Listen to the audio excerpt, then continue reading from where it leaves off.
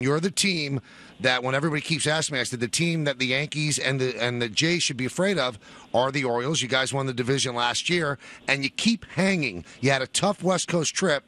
How do you feel about your team right now, Buck?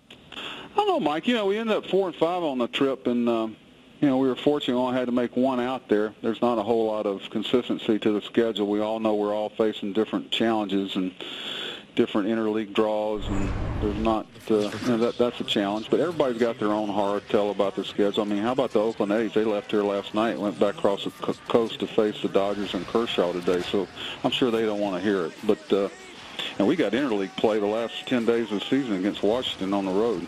But we're trying to take it one game at a time, and the Mets are one of the best teams in the National League. So we got our work cut out for us. But I'm proud of the way our guys have stayed engaged in the competition, and they're hardened by the competition from the last 2 or 3 years, and they're still a quietly confident bunch.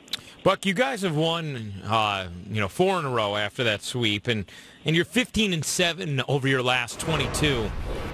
Has there been anything in that stretch that has stood out to you that is a change from what had gone on previously this season? I think what stood out is that nothing has stood out, and that's kind of good in a way. We have our moments as starting pitching. We have our moments where we need to score some runs and do the job out of the bullpen. But, every day is another challenge. And, we live in a society that wants to know about something before it happens, and we're fine. I just feel confident knowing that we're going to be as good as we're capable of being. And whatever that is, our curiosity is always satisfied over 162 games. You are who you are. But I'm sure some managers don't feel confident that you're going to reach your potential. But this is the type of group that will be as good as they're capable of being. And, they care about making their teammates better. And it's a group as an organization, whether it's Norfolk or Bowie or Baltimore, they know that who we are and how we have to do it. And it doesn't mean it's, we don't take any, jealousy of how somebody else might be able to do it. A lot of teams have shown that you can do it a lot of ways if you stay true to who you are and how you have to go about it. 2013, Buck, Chris Davis had a great year. Last year, not so good, and then the suspension toward the end. He's had an unbelievable year again. Did you see this in him, or did you think that these days it passed him by? Well, I think everybody saw it in him. Other than the batting average last year, a lot of people would have signed up in blood to have the type of statistics that Chris had, the strikeouts. And I think the biggest thing is his batting average, and I think when Chris has realized that when he's trying to pull the ball, he's not as good a hitter. And, why would a guy with that power try to hit the ball at the 315 mark down the right field line? Shorter than that in some places. So I think when he stays out there, he handles himself well against left-handed pitching, and he never gave in. He's strong mentally, and it's been fun to watch. Well, and I wonder what you're I'm mad at him because I don't speak to him much. I'm staying out of his way. I wonder about this, Buck, and I've never had an opportunity to ask you. It seems like in baseball, there doesn't seem to be any negativity attached to a guy who strikes out 220 times. They say it's just one out, especially all the sabermetricians in the game. Does it bother you, a lot of strikeouts, or do you live with it as well and see that it's not a big deal? Mike, you got to be careful as a manager or coach. There's certain things that all of us could do well. I didn't strike out much, but I couldn't produce the runs that Chris does. And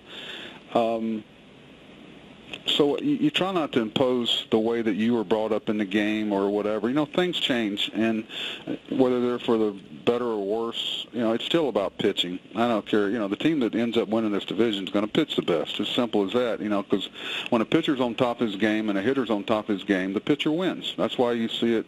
All these good offensive teams have some challenges towards the end of the season, especially when they play this thing called 40-man call-up baseball here that's going to take place here shortly. Because you can, the games will be longer and the matchups will always be there. But, Chris has never, I think Chris struck out 199 times. I don't dwell on it. I think Chris internalizes a lot of things. He doesn't like it. He never becomes satisfied with it. But let's put it this way. His contact damage ratio is real good. Buck, I was going to go somewhere else, but since you just brought it up, and I know it's something that I was talking about on a Yankee telecast with David Cohn the other day, if you had your way, how would the rosters look right now, at September 1st, rather, with the 40-man? What would you do with it in the final month of the season? Oh, I'd be pretty simple. You can call up as many guys as you want to, but you can only designate 25 guys for that 3-game series, which would give you some extra players because you only designate the 3 starters. And you could replace somebody during that period only if he went on the disabled list.